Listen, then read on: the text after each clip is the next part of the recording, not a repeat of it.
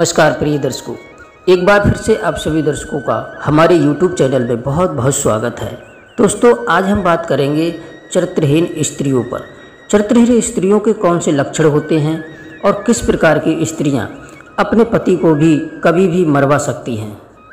तो दोस्तों, बने रहिए हमारे साथ हमारी वीडियो की समाप्ति तक। दोस्तों, आज की जो कहानी है वो बड़े ही रोचक और बहुत ही ज्ञानवर्धक होने वाली है और इस कहानी से आपको बहुत कुछ जानकारियाँ सीखने को मिलेंगी। इसलिए कहानी को बिना स्किप किए कहानी को पूरा और ध्यान से अवश्य सुनें। जिन स्त्रियों में ये लक्षण होते हैं वो स्त्रियां अपने पति को कभी और कहीं भी मार सकती हैं और साथ ही साथ अपने कुल का भी नाश कर सकती हैं। दोस्तों, वैसे तो हमारे हिंदू धर्म में स्त्रियों को एक देवी का दर्जा दिया जाता है, लेकिन मेरा मानना है कि हर स्त्रियां देवी नहीं हो सकती। दोस्तों, जिस प्रकार से हमारे हाथों की पांचों उंगलियां बराबर नहीं हैं, इसी प्रकार से हर स्त्रियां या सभी स्त्रियां एक जैसी नहीं हैं। कुछ अच्छी तो कुछ बुरी पाई जाती हैं। दोस्तों, कुछ स्त्रियां ऐसी होती हैं जो अपने घर को स्वर्ग बना देती हैं, लेकिन कुछ लक्षणियां अपने चरित्र और अपने व्यवहार से स्वर्ग जैसे घर को भी नरक बना देती हैं। दोस्तों, आज की कहानी भी कुछ इसी पर आधारित है, ऐसे ही लक्षणों वाली स्त्रियों पर आधारित है कि कौन से लक्षणों वाली स्त्रियां अपने पति को मरवा सकती हैं और अपने कुल का भी विनाश कर सकती हैं। दोस्तों, अगर आपको भी स्त्रियों में ऐसे लक्षण दिखाई देने लगें तो आप स्वतः ही उससे दूर हो जाएं।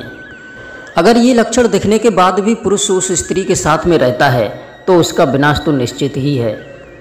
तो आइए दोस्तों, शुरू करते हैं ये कहानी शुरू करने से पहले आप सभी से निवेदन है कि हमारे चैनल को सब्सक्राइब करें, बेल आइकन ऑन करें, जिससे हर नई वीडियो का नोटिफिकेशन आपको मिलता रहे और आप उस वीडियो का लाभ उठाते रहें। तो चलिए दोस्तों, शुरू करते हैं आज का ये प्यारा सा प्रसंग। दोस्तों, काफ़ी समय पहले की बात है। किसी नगर में एक व्यापारी व्यापार करता था। उस व्यापारी का व्यापार बहुत बड़ा था।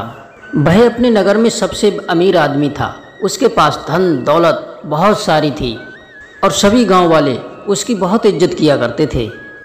उस व्यापारी की एक पत्नी थी और उसके 2 बच्चे भी थे। व्यापारी बड़ा खुशी के साथ में अपनी पत्नी और अपने बच्चों के साथ में रह रहा था। दोस्तों, ये तो आप भी जानते हैं कि जो व्यापारी या बिजनेसमैन होते हैं उनका व्यापार के सिलसिले में घर से आना जाना तो लगा ही रहता है। एक बार जब व्यापारी कहीं से बाहर से अपने घर पर आया था तो उसकी पत्नी अपने पति से कहने लगी कि मुझे अपने मायके जाना है, आप मुझे मेरे मायके छुड़वा दो। तभी वो व्यापारी कहता है कि तुम्हें अकेले जाना है तो चली जाओ, मैं तुम्हारे साथ नहीं जा सकता, मुझे और भी अन्य बहुत सारे काम हैं। पत्नी कहने लगी, नहीं, मुझे तो आज ही अपने मायके जाना है और वो भी आपके साथ ही जाना है, आपको मेरे मायके जरूर चलना होगा। तब वो व्यापारी अपनी पत्नी को बहुत समझाता है कि देखो प्रिय, मैं तुम्हारे साथ नहीं जा सकता, मुझे बहुत काम है, तुम ऐसा करो, बच्चों को लेकर के अपने मायके चली जाओ। व्यापारी की पत्नी कहने लगी, ठीक है, मैं समझ गई तुम किस लिए नहीं जा रहे हो। तुम मुझे छोड़ने इसलिए नहीं जा रहे हो कि तुम मुझसे प्रेम नहीं करते हो। यदि तुम मुझसे प्रेम करते तो तुम मेरे मायके छोड़ने के लिए मुझे जरूर जाते। दोस्तों, अपनी पत्नी की इस तरह की बातें सुनकर के वो व्यापारी बड़ा चक्कर में पड़ जाता है।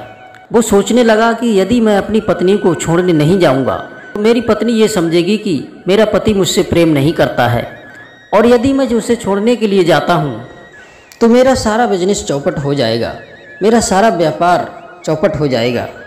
दोस्तों, वो व्यापारी अपनी पत्नी को बार बार मना करता है, लेकिन उसकी पत्नी हट पकड़कर बैठ जाती है कि नहीं, मुझे तो आपके साथ ही अपने मायके जाना है। दोस्तों, उस व्यापारी की पत्नी ने फिर से वही बात दोहराई कि मैं समझ गई, तुम मुझसे प्रेम नहीं करते हो, इसलिए तुम मुझे छोड़ने के लिए नहीं जा रहे हो। यदि तुम मुझसे प्रेम करते तो तुम मुझे छोड़ने जरूर जाते। दोस्तों, अब वो व्यापारी बड़ा मजबूर हो गया। यूँ कहिए कि वो अपनी पत्नी की इस हट के आगे बेबस हो गया और वह उसकी बात मानने को तैयार हो जाता है। व्यापारी कहने लगा, ठीक है प्रिय, मैं तुम्हें छोड़ने इसलिए जा रहा हूँ कि मैं तुमसे बहुत प्रेम करता हूँ, इसलिए नहीं कि मैं तुमसे प्रेम नहीं करता हूँ। चलो, मैं तुम्हें तुम्हारे मायके छोड़ करके वापस चला आऊँगा। दोस्तों, इस तरह से दोनों पति पत्नी जाने के लिए तैयार हो गए। दोस्तों, वो दोनों चलने लगते हैं पहले इतनी सवारियों की व्यवस्था नहीं थी, किसी गाड़ी की इतनी व्यवस्था नहीं थी, इसलिए पहले या तो लोग पैदल ही यात्रा करते थे या फिर किसी बैलगाड़ी द्वारा। तो उस व्यापारी ने अपनी बैलगाड़ी को निकाला और उस बैलगाड़ी में बैठ कर के दोनों चलने लगे। दोस्तों, उस व्यापारी को चलते चलते दोपहर हो जाता है, बहुत तेज़ धूप पड़ने लगती है। तब व्यापारी की पत्नी कहने लगी कि मुझे बहुत ज़ोर से प्यास लगी है, आप एक काम करो, इस बैलगाड़ी को कहीं पेड़ की छांव में रोक करके और आप पानी की कहीं व्यवस्था करो, प्यास के मारे मेरा गला सूखा जा रहा है। तब वो व्यापारी अपनी पत्नी की बात मान जाता है और बैलगाड़ी को एक वृक्ष की छांव में रोक करके और अपना पानी की तलाश करने के लिए चला जाता है। दोस्तों, वह व्यापारी पानी की तलाश में इधर उधर उस वन में पानी को ढूंढने लगा। दोस्तों, वह व्यापारी पानी को ढूंढते ढूंढते उस जंगल में काफ़ी दूर तक निकल गया। इधर उधर ढूंढने पर भी उसको कहीं पानी नहीं मिला। तभी कहीं नज़दीक में उसको एक गाय चराने वाला ग्वाला दिखाई दिया जो अपनी गायों को चरा रहा था। दोस्तों, वो ग्वाला एक बांसुरी वादक था और अपनी बांसुरी बजा करके उन गायों को चराया करता था। दोस्तों, तब वो व्यापारी उस ग्वाले के पास में जाता है और ग्वाले से पूछता है कि भाई, यहाँ कहीं पानी मिलेगा? ग्वाला ने बताया कि हाँ, यहाँ से थोड़ी दूरी पर एक कुआं है, आप उस कुएं पर जाकर पानी ला सकते हैं। दोस्तों, तब वो व्यापारी उस कुएं के पास पहुँचता है और उस कुएं से अपनी पत्नी के लिए कुछ जल लेकर के आता है। दोस्तों, जब वह व्यापारी अपनी पत्नी के लिए पानी लेने के लिए जाता है तो उधर वो चरवाहा बांसुरी बजाते बजाते अपनी गायों को चराते चराते उस व्यापारी की पत्नी के पास तक पहुंच जाता है और उसकी पत्नी भी उसकी बांसुरी पर मुग्ध हो चुकी थी। वह चरवाहा उस व्यापारी की पत्नी के पास बैठ कर के बातें करने लगता है। तब तक वो व्यापारी पानी लेकर के आ जाता है। तब व्यापारी अपनी पत्नी से कहता है कि प्रिय, ये लो, आप पानी पी लो। तब उसकी पत्नी पानी पीकर और उस व्यापारी से कहती है कि एक काम करो, अभी धूप बहुत तेज़ है, इसी पेड़ के नीचे हम दोनों आराम कर लेते हैं, इसके बाद में जब धूप कम हो जाएगी तब आगे की रास्ता को तय करेंगे। दोस्तों, व्यापारी अपनी पत्नी की बात मान जाता है और बोला ठीक है प्रिय, जैसा तुम उचित समझो वैसा करो। तभी उस पेड़ के नीचे वो दोनों लेट जाते हैं। ठंडी ठंडी हवा लगने के कारण उस व्यापारी को नींद आ जाती है। दोस्तों, जैसे ही व्यापारी सो जाता है वैसे ही उसकी पत्नी उठकर और उस ग्वाले के पास चली जाती है। व्यापारी की पत्नी चरवाहे से कहने लगी कि तुम बांसुरी बहुत अच्छी बजाते हो, पुनः एक बार फिर से इस बांसुरी को बजा करके दिखाओ। तब वो ग्वाला उस बांसुरी को दोबारा बजाता है तो वह व्यापारी की पत्नी कहने लगी कि मैं तुमसे बहुत प्रेम करने लगी हूँ। दोस्तों, तभी वो चरवाहा उस व्यापारी की पत्नी की बात सुनकर के बोलता है कि तुम ये क्या कह रही हो? तुम्हें ये बोलते हुए शर्म नहीं आ रही है? जबकि तुम्हारा पति तुम्हारे साथ है, तुम्हारा पति एक व्यापारी है, अच्छा खासा है, पैसा कमाने वाला है, और फिर भी तुम इस तरह की बात कर रही हो। व्यापारी की पत्नी कहने लगी, नहीं प्रिय, मैं तुम्हारी बांसुरी और तुम्हारी सूरत पर मन मुग्ध हो गई हूँ और मैं तुमसे बहुत प्रेम करने लगी हूँ। मैं तुम्हारे साथ ही रहना चाहती हूँ, अपना सारा जीवन तुम्हारे साथ बिताना चाहती हूँ। तब वो चरवाहा व्यापारी की पत्नी से कहने लगा कि तुम मुझसे प्रेम करती हो, ये मैं कैसे यकीन करूं? व्यापारी की पत्नी कहने लगी, यदि तुम्हें लग रहा है कि तुम्हारे प्रति मेरा प्रेम सच्चा नहीं है तो तुम मेरी किसी भी प्रकार की किसी भी तरह से आप परीक्षा कर सकते हो। आप जो भी कहोगे मैं वो करने के लिए तैयार हूँ। दोस्तों, वो उस स्त्री की बात सुनकर के वो चरवाहा कहने लगा, ठीक है, क्या तुम मेरे लिए अपने पति को मार सकती हो? यदि तुम अपने पति को मार दोगी तो मैं समझूंगा कि तुम मुझसे सच्चा प्रेम करती हो। तब वो व्यापारी की स्त्री कहने लगी कि भला मैं एक औरत और एक मर्द को कैसे मार सकती हूँ? यदि तुम कोई मुझे उपाय बताओ तो मैं ऐसा करने के लिए तैयार हूँ। तो वह ग्वाला कहने लगा, ठीक है, मैं तुम्हें एक तरकीब बताता हूँ, अगर तुम वैसा करोगी तो तुम अपने पति को बड़ी आसानी से मार सकती हो। यहाँ से कुछ ही दूरी पर एक कुआं है, आप अपने पति को ले जाकर उस कुएं में धक्का देकर मार सकती हो, तब मैं समझूंगा कि तुम मुझसे सच्चा प्रेम करती हो। अगर तुम इतना कार्य कर दोगी तो मैं तुम्हें अपने साथ रख लूँगा और मैं जीवन भर तुम्हें अपने साथ रखूँगा। उस ग्वाला की इतनी बात सुनकर के वो व्यापारी की पत्नी ये कार्य करने के लिए भी तैयार हो जाती है। व्यापारी की पत्नी कहने लगी कि मैं तुम्हें पाने के लिए कुछ भी कर सकती हूँ, अपने पति को मार सकती हूँ, क्योंकि मैं तुमसे सच्चा प्रेम करती हूँ। तब वह व्यापारी की पत्नी अपने पति के पास पहुँचती है और अपने पति को जगा करके बोलती है कि हे प्रिय, मुझे बहुत तेज़ प्यास लगी है, आप मुझे थोड़ा सा पानी और लेकर के आओ।